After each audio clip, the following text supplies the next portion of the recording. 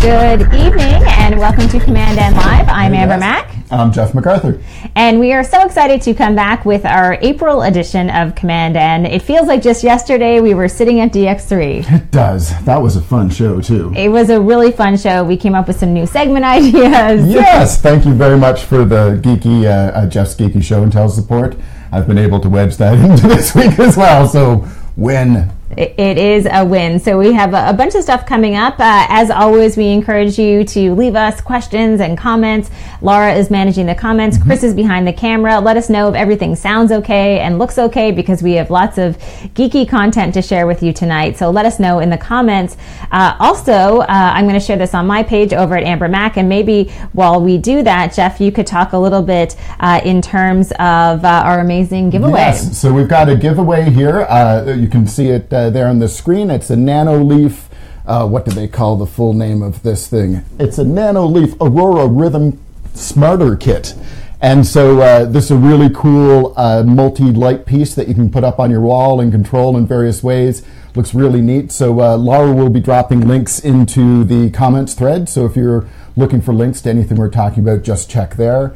In addition to that, we've got our look back at our past month of commandN social media, a couple good stories there, a few top news stories. Laura's got a great gadget review. I've got one, and we've got an awesome video from the commandN vaults that we're really excited to share with you. So it is going to be a great show. Just to kick things off, let us know where you are watching from, what city are you in. We want to make this show as global as possible, and we know we have some commandN fans from many years ago who are tuning in. If you are an old school version 1 commandN fan, let us know, and also please share the video and let other people in your community know. It's 8 p.m. Eastern. There's a lot of people who are sitting around on Facebook, and if you click that little share button and they see it in their news feed, we know we'll get more and more people joining the show, and we can build it to be bigger and better all the time. Absolutely, and we wanted to announce our winners for from the T-Mobile concert contest. Wow, T-Mobile concert sounds fun too. So we've informed all the winners out there by email, and so you guys should be getting your great new T-Mobile iPhone cases in the next couple weeks. So definitely, when you get them, please share a picture or a video or something with us, and then we'll put it up on our social feeds as well. Yes, so congratulations to all of our winners. I know also that Laura is in the comments right now, and she is sharing some comments with us already as far as what people are saying. I'm also on the page and see that Ken from New Jersey is saying hello. He's one of our old school viewers. We have Tad from Phoenix, Dylan, who is a relative newbie, started joining in 2018, and Jason Perrier, who manages my podcast, The Feed, is watching already, and a few other people who are commenting. So thank you so much for those comments. Yeah, and so we're going to jump into, so as you guys know, in addition to our Facebook Live episode we have each month, we also have content out there on Twitter, on Instagram, and on YouTube. So we post this video about a week later on YouTube. We share the segments natively on both Twitter and Instagram, so you can see them there as well. But we've got a couple cool stories that we've covered this month, and the first one is the Star Wars Disney Galaxy's Edge theme park. So there's a picture of it up there for artist rendition, but look at the video here that is showing the concept, and then it's going to drop into the building that's been done already.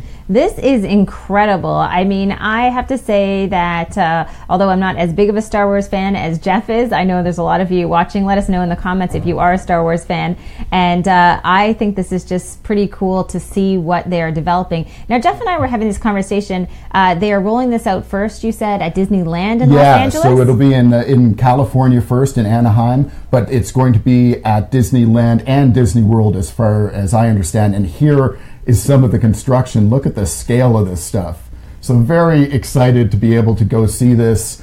I expect some of you out there might be making a trip to Disneyland or Disney World. You might not have expected otherwise, because that is a really, really cool looking exhibit that they're going to have It is absolutely incredible. I was saying to Jeff before we started the show that we should contact the people at Disney and perhaps go there for a commandN Live, bring the whole team. We might have to wait till the Florida version opens up, though, because it's a little more convenient for all of us.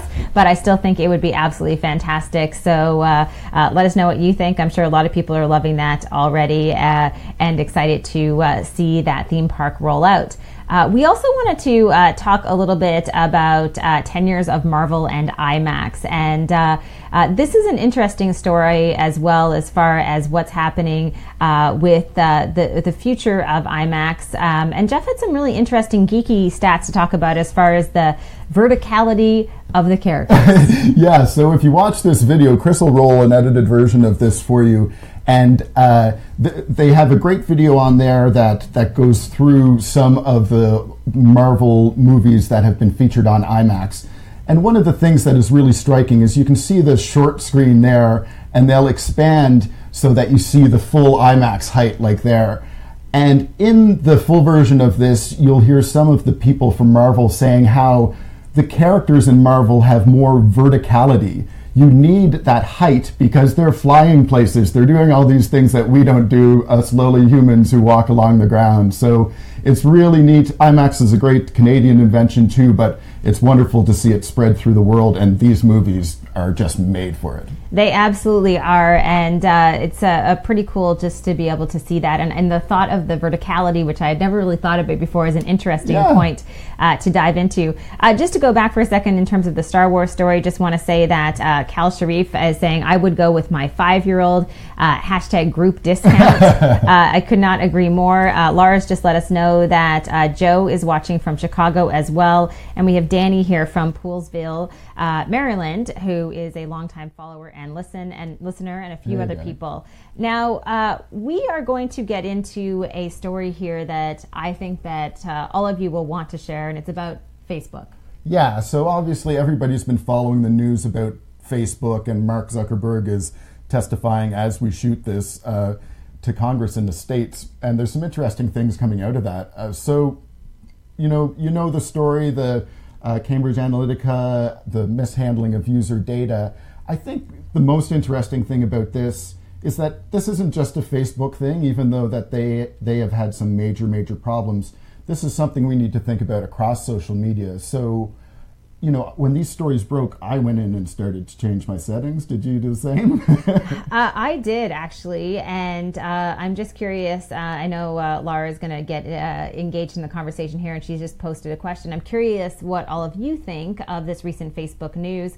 Also, because I know some of you are just tuning in right now, want to encourage you to share this video because I'm going to break down what you need to know about Facebook privacy settings, just to touch on what Jeff said. A bunch of things have changed. Yes, so if you are frustrated and you are helping your family and friends all the time navigate Facebook, it's time to click that little share button and share with other people so we can break this down for you. You probably saw in terms of Facebook privacy settings that on mobile, it used to be 20 screens that you had to go through to be able to manage your settings. 20 screens. Yeah, and it's gone down to 1, thankfully. So there's progress to be made, but one of the threads that keeps coming up through the discussion in Congress and elsewhere is just users don't necessarily use these settings. And so it's frustrating that, even if they give you the right tools, some people aren't going to take advantage of them. And so it puts them in a bit of a hard place. All this said, I think any other company, Mark Zuckerberg at this time would probably be booted out as CEO. So he's in a unique situation, and I don't know, it's getting a bit hard to have sympathy for him after this keeps happening, but it's not like we're all leaving Facebook. We just want to be able to control their data a little bit better. I have some interesting things to say about this. We know that Ben has just said that he's watching the testimony now. Let us know in the comments if there's anything you want to bring up there. He's also let us know in the comments that his settings have been locked down as he can get them. There's a lot more people jumping into this conversation. Jeff, I'm sure you see some of the feedback now. Yeah, so Mike is saying, biggest concern for me is not what's shared on Facebook, but if they access my cookies, like banking choices, travel spots, etc. And I've always thought that is, I'm not sure that's a reasonable thing for Facebook to be able to do, follow you around on the web after you leave their site. At least we know that's happening. Ben is said he's got them as locked down as he can get them, and hopefully more people are in that boat as well. Yeah, so Jason's saying, I think with Congress and what is shared with who and what has been really convoluted and confusing based on the questions that were asked. A couple more people who are just joining the conversation right now. I do want to say one thing. I read this incredible newsletter from Bob Lefsetz, who is well known in the music industry. And his stance on what's happening with Facebook and Mark Zuckerberg may not be a popular one, but he basically screamed at Facebook users for his entire email newsletter. And there's a tiny little bit of this that I kind of understand, and I would love to know what you guys think, because what he's saying is that at some point, we can't expect Facebook to necessarily protect us. At some point, the laziest of all of us who don't check our settings has to get involved, because we can't depend on Facebook to necessarily protect us. And I think this is a bit of a fallacy to even believe that they will. I mean, I would like to believe that. Yeah. Well, and the CBC article that we had the slide up for there when we started, the previous slide there, is basically saying, okay, great, we can control what other people see from what we share on Facebook, but we can't actually control what Facebook itself sees. So there's a long discussion to be had here, and hopefully we'll be able to have, see improvement on this over the years, but or over the next months. I expect it'll move faster than that. But let's move on to our next story about autonomous cars. Yes, so another story we want to talk about is autonomous vehicles. We realize there's a lot of fury around Facebook and a lot of fury around self-driving cars, and yet these are the stories that we're hearing about. It's interesting with self-driving cars.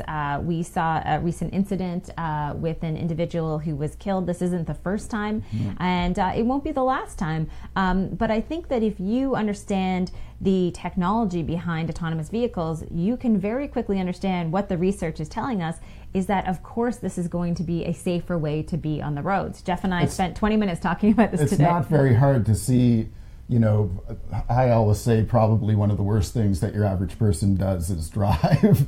And there's no way everyone that drives should have a license. I shared something recently on Facebook with a terrible accident, somebody stopping in the fast lane because they almost missed their exit and just cutting 90 degrees across. Robot cars aren't going to do that kind of thing. They need to get to the point where they're safer for sure. But if you watch the video of the Uber car, boy, I bet you your average driver would have some problems with that too. So let's focus on where these can really work. And I think they're going to be safer on highways and stuff like that to begin with. But this isn't all going to change overnight. And so we should be worried that it's being treated seriously, but it's also not something that is going to be causing havoc on our highways immediately. Yeah, absolutely. We have a comment from CM who says more testing before selling to the masses. Could not agree more. We also see Laura's been sending us all your Facebook comments. There's lots more coming in. We will get back to those at some point and read those, but wanted to let you know we see those. Cal has a comment here as well about autonomous vehicles. Driverless cars will always be in accidents, just like humans. Yes, to my point exactly. So it's absolutely true.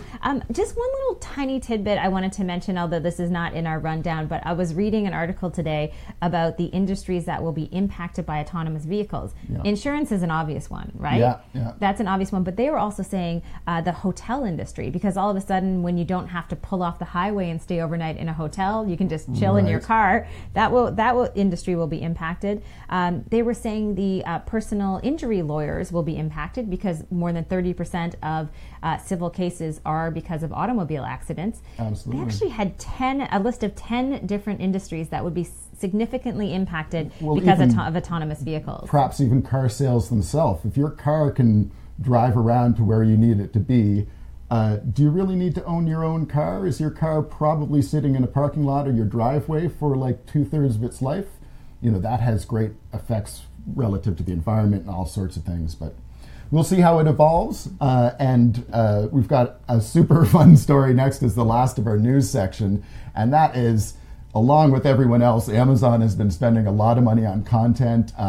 Apple's doing the same, but the exciting thing for me is Amazon buying the rights to a 5-season Lord of the Rings television series. Now, this is based on Lord of the Rings, but it's supposed to come before it. and it's supposed to cost over $1 billion to make, the most expensive series ever. But I think this is what it's going to have to take. I mean, I think what we've seen with all of the different platforms that exist out there is that you need, a winning series, a really big flagship show, whether it's a series or a movie, whatever it might be, to attract people. Yeah, and everybody's making the comparisons to looking for their Game of Thrones or something like this. Something even beyond Stranger Things and all this kind of other competitors they might have out here. They're looking for these really big shows that'll be compelling. So Apple has, in addition to other investments it's made, it's got Isaac Asimov's Foundation series that it's going to be coming on.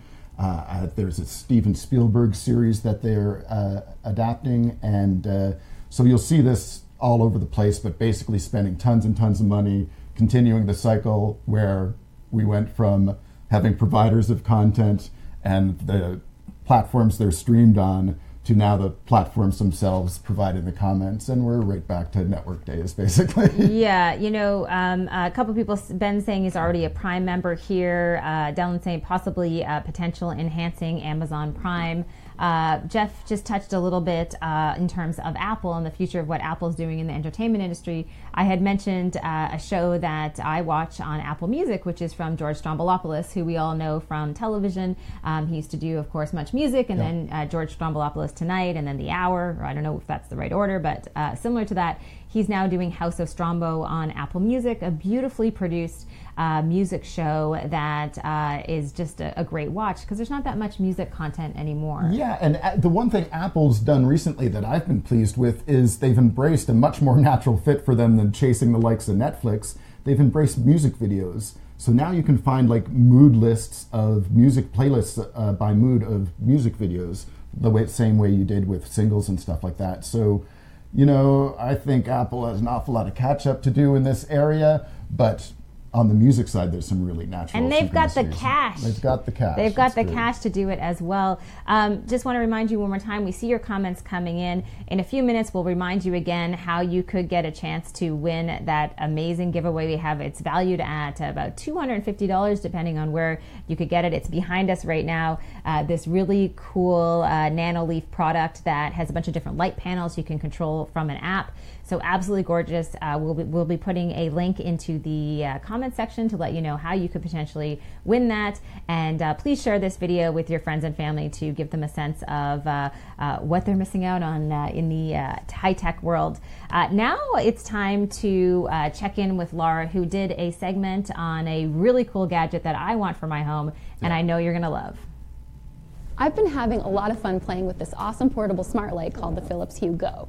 You can start by finding a spot in your home to plug it in, maybe a location where it's hard to fit a larger lamp, or a place where you'd like to throw some different lighting effects on a wall. After it gets charged up, you can unplug it and get up to 3 hours of battery life from the internal rechargeable battery to take it wherever you want. It will stand on its own at an angle, or balance equally well facing up. You can hook it up with other Hue lighting components, or use it on its own. Combining the Go with the Hue Bridge means you can control it with your smartphone and easily create almost unlimited lighting effects with all kinds of color combinations and moods built right in. You can even pick a photo from your smartphone's camera roll, and Hue will make a mood color based on that for something totally unique. You can control the light with voice control via Google Home, Amazon's Alexa, or Apple HomeKit. If you don't have a Hue Bridge set up, the Go still works great. It has a button on the back where you can cycle through warm and cool neutral light, and then 5 different preset moods called dynamic effects, including a setting for gently flickering candlelight, a soothing blue tone intended for meditation or relaxation, and a night adventure setting that moves smoothly through purples, pinks, and blues. Using the Hue app, you can set up timers so the light will be on when you get home, or preset wake up and nighttime routines so that the light comes on gradually in the morning, for example, waking you up with gentle light instead of an alarm clock. If you leave home and forget to turn off the light, you can easily check on that and turn it off using the Hue app too. I love this light because it's so functional and easy to use, and I can move it around my home as needed. Retailing for around $80, the Philips Hue Go really delivers on value and versatility. That is awesome. I think that's really cool, especially for outdoors. I think that I'm just daydreaming about nicer weather because we haven't had the best spring weather just yet, but I'm imagining bringing that outside, maybe around a little, backyard gathering, a barbecue in the evening, and being able to switch all the colors through an app is amazing. I have to tell you that, as Jeff has noticed, more and more my home is becoming more automated. I have a robot vacuum. I have an oven I can preheat from outside the home, Wi-Fi fridge. The list of things goes on and on. I even got this new little treat dispenser for our dog that will allow you to give him treats when you're away. From a privacy standpoint, I am concerned and unplug things on a regular basis, so don't worry, I'm not naive about that. But there's still some pretty cool tech around. Now, we did promise, and it looks like people are asking about the price, so maybe Laura can post into the comments in terms of the price and let people know, but I know it's actually relatively affordable for a high-tech light like that, and she has just posted in a link to that specific product. Now, we did promise we would talk about this Nano Leaf, and this is a light panel system that you can control from your app. And the coolest thing about this, guys, for people watching, and this is why you would potentially want to win one of these, is that this is the starter kit. I also call it the starter kit because you can add on to this, and that's what makes it so cool. And you can add on to the paneling that you've already done to do neat designs. Definitely an incredible centerpiece for any home, and it's valued at around $250, but you could win it. Laura will post the link into the comments, but while she's doing that, let us know what you think of the Nano Leaf and if you would use one of these in your home, because I would just love to get your feedback on it. I think it's pretty cool, and actually it breaks my heart a little bit because I was like, oh, maybe we should keep this product, it's so amazing. But we are giving it to our commandN viewers because we know and value your time that you're spending with us. So good luck, and hopefully we have a bunch of people who entered, and we will make sure on the next show to announce the lucky winner.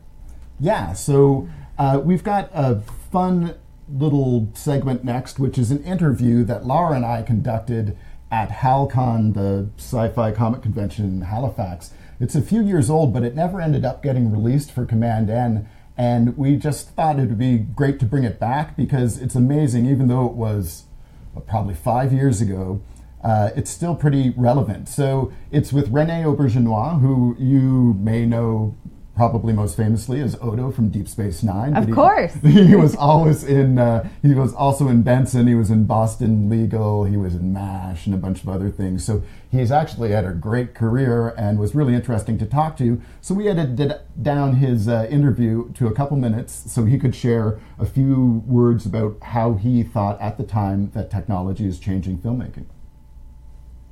The digital change is tremendous in film. How the capacity to go in and repair things, fix things, adjust things, make whole scenes different. So that's huge. And of course, many years later, I started doing Star Trek, Deep Space Nine, and my character was really based on the thing that made the character interesting for a lot of people was the fact that he was a shapeshifter, Odo, and could change into a lot of different things.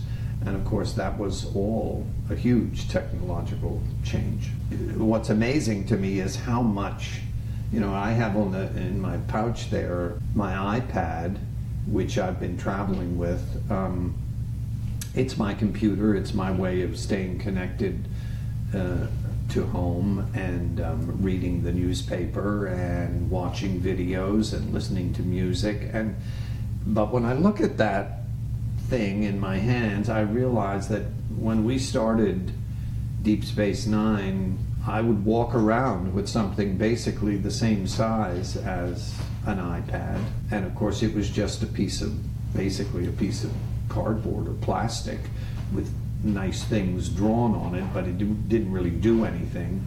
But it was basically an iPad, and here I am walking around with one, and you are sitting there interviewing me. You've got your questions written on an iPhone, which is even smaller, and so there's so many things that we see in the original series of Star Trek that we take for granted now. I'm looking through the comments, and I see that a lot of people do recognize him. We have Ben saying Renee is awesome, Wayne saying Benson, Luke saying I love Renee more in Boston Legal, and Ben asking, was the French chef in The Little Mermaid, was that Renee? I don't know if that's true. Yes, I think you're right. He actually did more voice work than that. He was on Broadway with Katharine Hepburn and stuff. Yeah, he was a really wonderful guy to talk to. So we've got a bit more interview than that. We may share it at some point, but it was just lovely to speak to him when we did. And do want to mention in terms of the giveaway that the link is up and running. So Laura will post that in. I know she posted a link as well in terms of what the product is all about, but we'll also have the link in there where you can go and enter into this giveaway and get a chance to win that as well. Lots of comments coming in from people remembering great moments with Renee, and it's fun to check in with him and see that long history that he's had in both cinema and TV as well. Oh my gosh, I totally forgot to write this into the notes, but any of you who want to go back and watch Deep Space Nine, the best of which I think is the best Star Trek ever. That may enrage some people, but there is an article. Chris is clapping. You have to reference that. That's pretty awesome. Chris is clapping in the background. There is an article on Medium that is watch Deep Space Nine in 82.5 hours or something like that, and it tells you, because unlike the other Star Treks, there's a lot of continuous storylines that weave throughout Deep Space Nine. So it shows you all the episodes you should watch, the great episodes, the episodes you need to understand the full storyline. And just do a search for that. Again, Deep Space Nine in 82.5 hours, I think. And they've got a Next Generation one in 40-some hours that you could also see there. Yeah, well, Chris is a big fan, apparently. Yeah. So we usually tell him to be quiet behind the camera, but every now and again he pipes up when he feels passionate about something. Well, and before we get to my next review, we wanted to share a little HQ trivia. I don't know if any of you played this afternoon, but The Rock was on it, and he was awesome as usual. We also wanted to point out that if you do play HQ Trivia, you should probably be watching commandN, because as you see on the right-hand side of your screen, Alf was the answer for an important question recently for a big prize. So we gave you that answer just a month ago. So you keep up with us, and you never know what it'll bring you. Fame, fortune, fans, or maybe just an awesome lighting site. This is because the last episode, Jeff got really giddy talking about Alf. I do want to say, don't go away yet, because we still have a few amazing things. And usually in shows, you have your top heavy of your best stuff up front. But this show, we have some really geeky stuff at the end of the show, and some really cool stuff to talk about over the last few minutes of the show. Before we get into that, if you are someone who produces video, and I thought that we had everything in the video world, Jeff has been able to find this amazing microphone for the iPhone. And before he lets us know some more about that, let's take a look at his review. Although the cameras on some smartphones have gotten really impressive, the inferior onboard audio captures meant that you can't really do a professional shoot with voiceover using just your phone. Well, if this is the problem for you, and you've got an iOS device with a lightning connector, then you should give Sennheiser's ClipMic Digital Lav microphone a try. Just clip the professional Sennheiser ME2 lapel mic to your shirt, then plug in the lightning connector to your iPhone or iPad or iPod Touch, and in between the two of these you'll see Apogee's pure digital analog to digital signal converter, and it'll do its magic so you can capture broadcast quality recordings. The mic includes a metal windscreen to reduce noise, and you can even use Bluetooth headphones to monitor your recording. The clip mic comes with a small carrying pouch, although I would have preferred a hard case to better protect it since it costs over $200. But all you really need is your iOS device and the mic to head out into the world to capture your next video masterpiece. You can also use this with Apogee's Meta Recorder app for iPhone, iPad, and Apple Watch, which lets you record audio and control your clip mic. But any Core Audio compatible app will work just fine, including your built-in camera app. My only real complaint is the cable is only about 6 feet long, which makes it a bit easier to lug around, but it obviously means that you can only capture audio if your iOS device is pretty close by. That said, whether you're a journalist, a podcaster, a traveler, or a live streamer, or just somebody who wants to capture some crystal clear voice dictation, the Sennheiser ClipMic Digital could be just what your iOS video recordings need. I see, Wayne, you're out there trying to quiz us on ALF now, and so we know all these answers. I'm going to just make sure that Laura is able to respond correctly here through Skype. But yeah, anyway, that lav mic is super awesome. It'd be great for streeters or stuff like that. You get supremely good quality audio. Sennheiser's a wonderful name, and Apogee as well. So I found it's just great, and we're going to use it to try to do some more street interview kind of segments and some travel segments also for commandN when we're on the road. Yeah, no, it's super cool, and I think it's quite a reasonable price because Sennheiser mics can be very expensive, but you said that was around $200? Around $200, yeah. I got mine in the Apple Store and it was $220 Canadian, so I think it's online for about $200. So CM says, nice review, and of course there is the answer to Wayne's question about what was Alf's real name. Gordon Shumway. Gordon Shumway. A couple people have answered that already. Some really great stuff coming up in the next couple of minutes as well. So wanted to mention one quick thing before we get into more details around the giveaway, and just let you guys know that we see all your comments and are going to go back in. Thanks for watching again, and we want this show to continue. So what we really need you to do, I think Dylan gets it, still going strong, is to share this video right now with anyone you know who loves technology, because we are a great destination to learn more about technology. And speaking about learning more, I just wanted to share this campaign that I'm working on that's coming up. I'll be posting more about it next week with PicMonkey. Now, PicMonkey is this incredible tool that I have been using for a long time now that allows you to do a bunch of different things. For me, I use it for a few different reasons. One is to be able to do more on the design front with social media graphics. I use it to touch up photos, to make social media graphics. The list of things goes on and on. Thumbnails for your YouTube videos, creating some really beautiful images. Now, PicMonkey, you've probably tried it out before.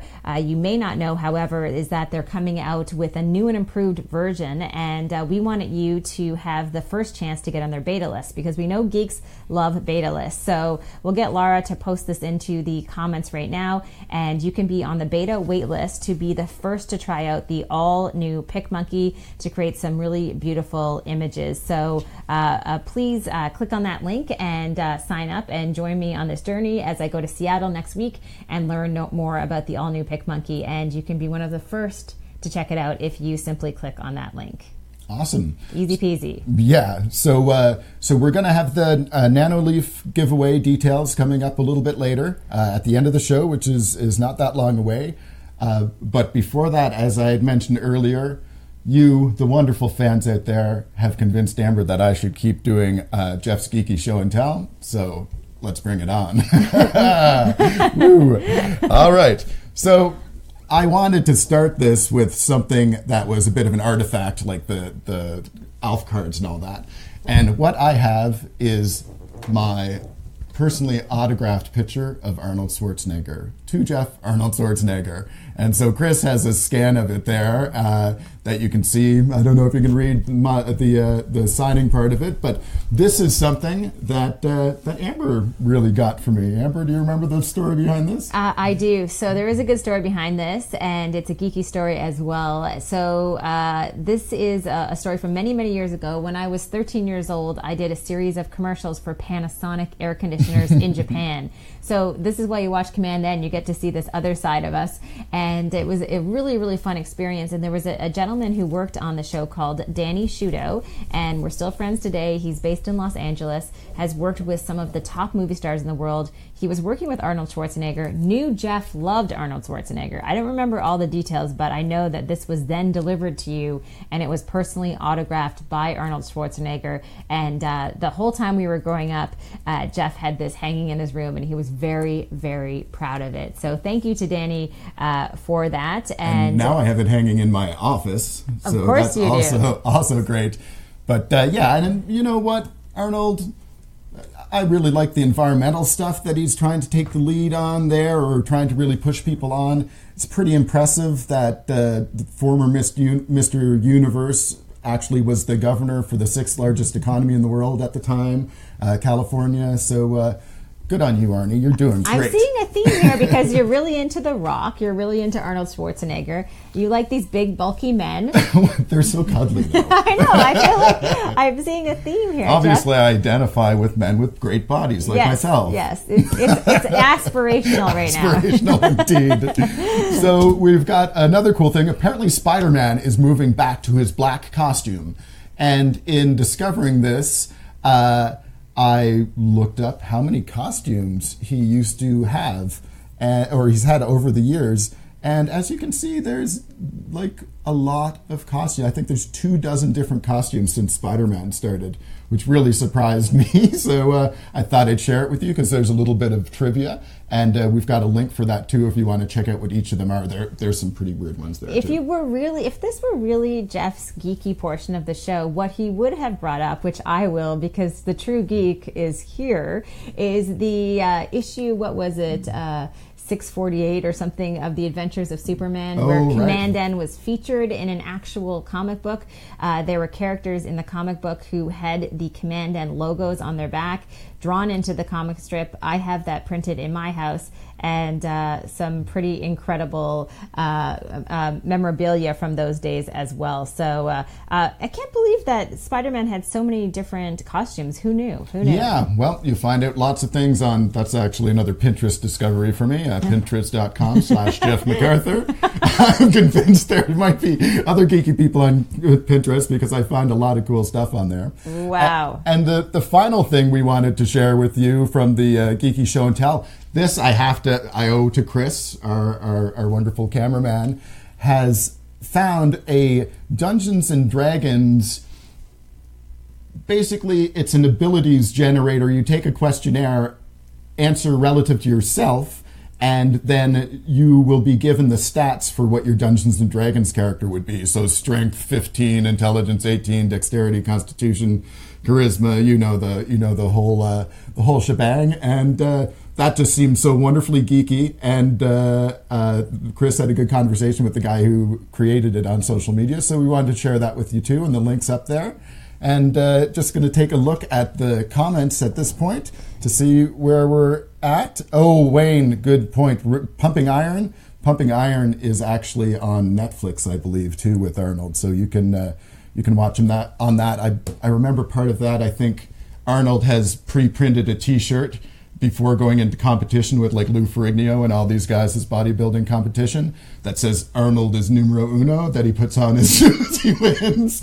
And then he goes and has a little bit of a smoke afterwards. So you should take a look. It's Pumping Iron, and it's a different kind of movie, kind of entertaining though. This is why you need to stay. It's a documentary, just to be clear. It's a documentary. Sure, it's a documentary. This is why you need to stay until the end of commandN, friends. I know many of you have stuck around for the whole show, and thank you so much for that, because you need to stick around because, Jeff is a little, uptight at first, and then he gets to the geeky section, and he just really loosens up. We learn about his Pinterest interest. We learn about the bulky men he loves. We learn about all these different things. And Chris, too. He loves them, Clapping from the peanut gallery. He loves them, too. So John's saying, does this app, the D&D app, collect all my data and my friends' data after taking the D&D quiz? Good question. Yes, it then rates them, and you're allowed to go attack. You get the addresses for the weaker ones, so you can go to their house and steal their stuff. Wow. So funny. Ken is saying, what about all those nostalgic Easter eggs in Ready, Play, Go via Spielberg? Have you seen it? Have not seen it yet, but I would love to see that as well. Yeah, for sure. They tried to do a little thing like that with HQ trivia around the Easter eggs. It didn't quite work. Didn't work. But, big prize at the very least. I also wanted to say hi to Stephen Hudak in the comments. I knew he was going to tune in tonight, so thank you for tuning in. Before we get into our final piece of the show, wanted to encourage you one more time. If you guys would, if you enjoyed the show, if you thought it was good, if you know people who would like it, please share the show from your pages, from your feeds with other people. Let them know your favorite part, and we'll keep building the show bigger and better. So we always want to have a sort of giveaway for each show, and they keep getting bigger and better. Luke is suggesting we have a live show with beers after. We can geek out for hours. I don't drink, but we could do that. And we've been talking about having a commandN meetup kind of thing, so we've done that in the past. We did that for our 100th episode anniversary, actually. We should share some of the pics from way back then, but we definitely want to do stuff exactly like that. So that's why Aaron was saying, tell your friends about it. let's get our viewing numbers up to where we've got like a lot of people that we can share this with, so that when it comes time to have one of these live events, we'd love to do a live show with an audience. All of this stuff is within the realm of doing. We just need to make sure people spread the word and hear about it and know we're back, and we'd love to meet you guys out there. So keep up with the ideas. This is a very fluid show, so we'll it's be fluid. Adapting to your needs as need be. And we will also make sure that Brian and Mikey and Will and Rahaf and all those people get introduced back into the show. We've just been getting it up and running, but they will come back on the show. So you all probably have things that you need to do. So just wanted to wrap up the show and remind you once again. And I am so excited for the person who wins this giveaway. It's awesome. Yeah, so you can go to ambermac.com/commandN-giveaway, and you'll see the rules there. It's basically just a simple form that you have to enter. And I just noticed that the name at the top is wrong, but ignore that. You can still fill out that same form. That'll enter you. It's only open to residents of the United States and Canada, excluding Quebec. Sorry, but that's how it has to be. Over 18 years old, and you have to be following commandN on some social network. So please go to ambermac.com/commandN-giveaway, and you'll find the details, and let us know. We're asking you what we could do better in the show, because we really want to know. So fill that in, and hopefully one of you lucky people out there will be the proud owner of this. I can't wait, and I can't wait to see how you set it up. Luke is saying my daughter just saw a pic of the leaf and went, wow, I want one. So good luck to Luke. I know a lot of people would be excited to have that. Alan is watching from Calgary. The list of comments goes on and on. So keep them coming. Thank you so much for joining us. We should also, because Chris doesn't get enough credit, thank Chris for setting this all up. It looks great. You have no idea the number of cables that are just over there. It's a little frightening. We've got a couple cameras, we've got several computers running, and Chris, the mastermind behind all of it, looking like some mad scientist banging away at his gear. So, yeah. And clapping all the time. We don't mic him, or you'd be hearing terrible, terrible swearing. That wouldn't be good. And we do want to thank Laura as well. And Thanks so much, Laura, Wayne says thanks to Laura in the comments. She's doing a great job in the comments, keeping everybody up to date and posting all the links that we have to talk about every single show. And also with these amazing reviews that Laura does and Jeff does, we will also post those independently on social media. And that pretty much wraps up the show. It was so much fun doing the show again with you. We'll see you in about a month. And yes. in between then, follow us on Facebook, Twitter, Instagram, YouTube. There's other content going out there as well. So you'll get the most out of commandN if you're on those different platforms too. So we'd love to see you on them all. And, well, they don't hook us anymore. What do we do? Just say comment and say hello, or follow Jeff on Pinterest, whatever you want. Thanks for watching, and we'll see you soon. Enjoy.